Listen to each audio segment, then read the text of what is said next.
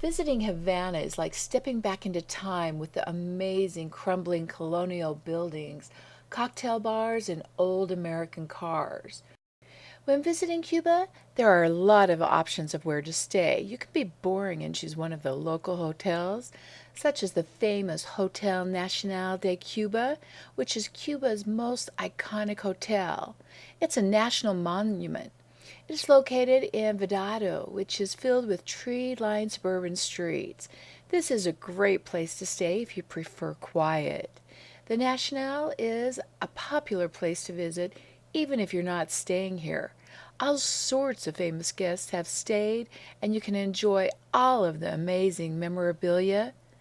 Everything here is original. There are also many other 4 and 5-star hotels as well as budget hotels, all whose standards are a little lower than elsewhere in the Caribbean.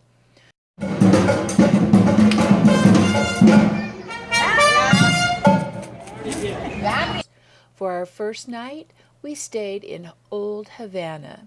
This is a historic center of Havana, and you can find the buildings being renovated. Here you are close to all of the main attractions. Instead of a boring hotel, I chose to stay at a Casa Particular, which is a Cuban bed and breakfast. I booked with Casa Particular's link is below.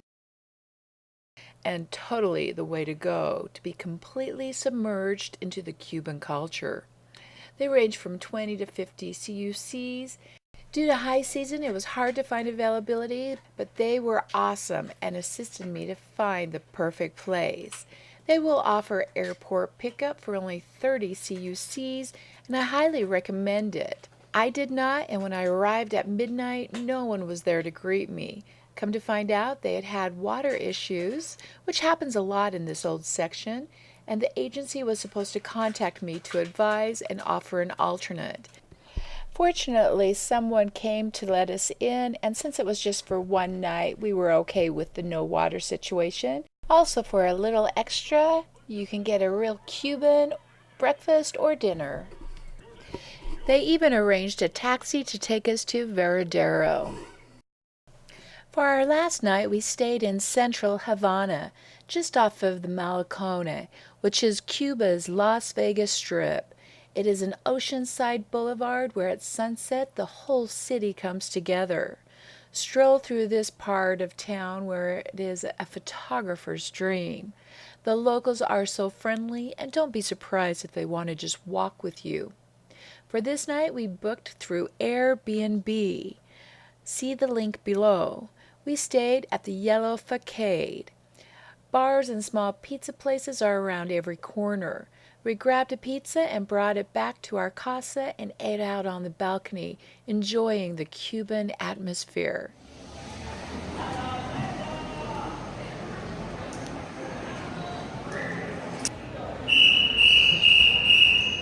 But when it was time to sleep, I wasn't as crazy about this atmosphere because the quaint wooden shutters did very little in blocking out the noise of the rowdy locals.